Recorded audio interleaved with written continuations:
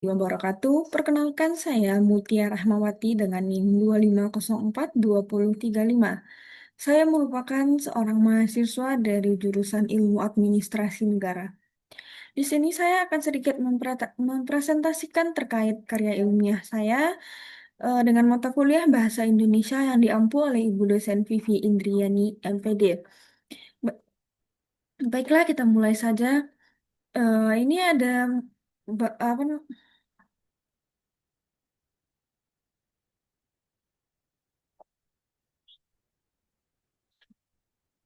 wah, gimana? Goodbye, sayang.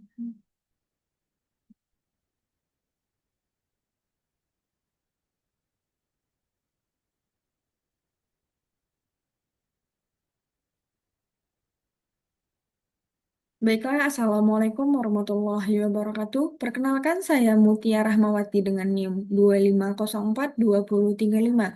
Saya berasal dari jurusan Ilmu Administrasi Negara.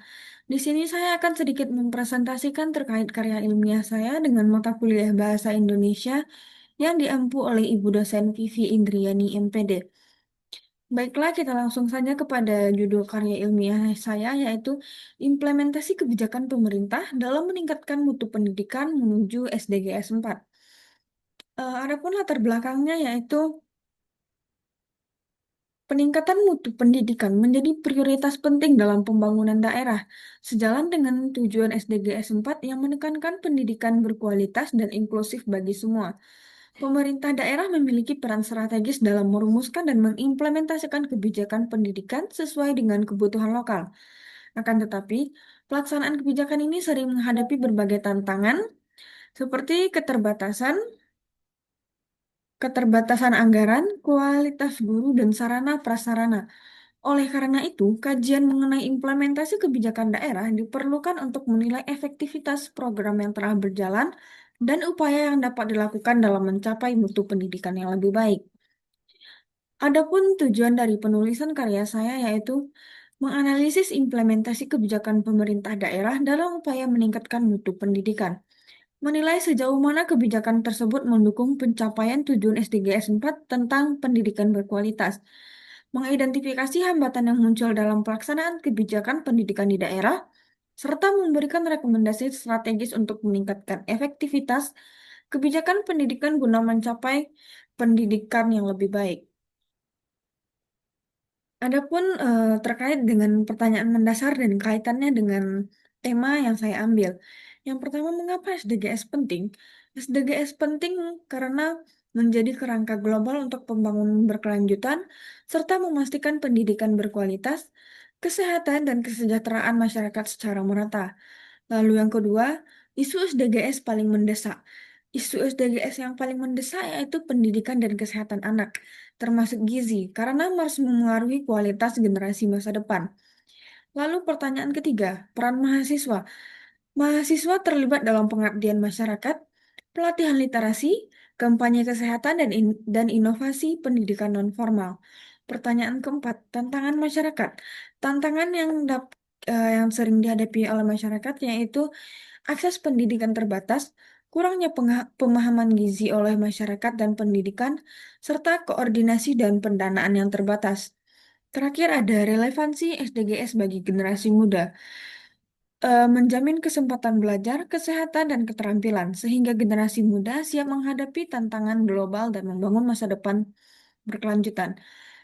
Berikutnya ada pembahasan. Pendidikan merupakan bagian penting dari SDGs 4 yang menekankan pemerataan akses, kualitas, inklusivitas. Pemerintah Indonesia harus terus meningkatkan mutu pendidikan melalui penyediaan fasilitas, pelatihan guru, digitalisasi pembelajaran, serta penerapan kurikulum merdeka yang memberi fleksibilitas sesuai kebutuhan lokal.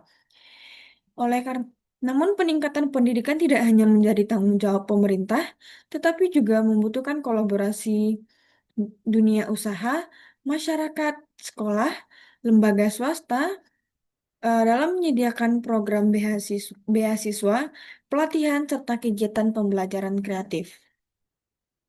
Selain pendidikan, pemerintah juga mendukung program nonformal seperti Kampung Inggris, yang mengembangkan kemampuan bahasa dan soft skill serta memberdayakan masyarakat. Program lainnya seperti itu MBG yang tengah dilakukan oleh pemerintah saat ini. MBG sendiri turut membantu meningkatkan kesehatan gizi peserta didik meskipun masih menghadapi tantangan pengawasan dan pendanaan. Secara keseluruhan, kolaborasi lintas sektor diperlukan agar pendidikan di Indonesia semakin inklusif, berkualitas, dan mampu mendukung tercapainya SDGs 4 dan SDGs 3 demi membentuk generasi yang cerdas, sehat, adaptif terhadap perubahan zaman. Lalu adapun kesimpulan dari karya ini yaitu pendidikan merupakan kunci pembangunan berkelanjutan dan pemerintah Indonesia harus terus meningkatkan kualitasnya melalui berbagai program seperti kurikulum merdeka, digitalisasi sekolah, serta dukungan gizi melalui MBG. Namun, keberhasilan pendidikan tidak hanya bergantung pada pemerintah, tetapi juga pada kolaborasi masyarakat, sekolah, dan sektor swasta. Dengan kerjasama berbagai pihak, pendidikan di Indonesia dapat menjadi lebih merata, inklusif, dan mampu membentuk generasi yang sehat, cerdas, dan siap menghadapi tantangan masa depan.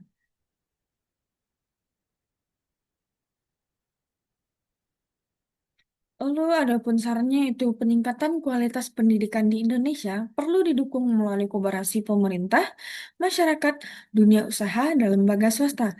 Program nonformal seperti Kampung Inggris dan dukungan gizi melalui MBG sebaiknya diperluas dan diawasi dengan baik.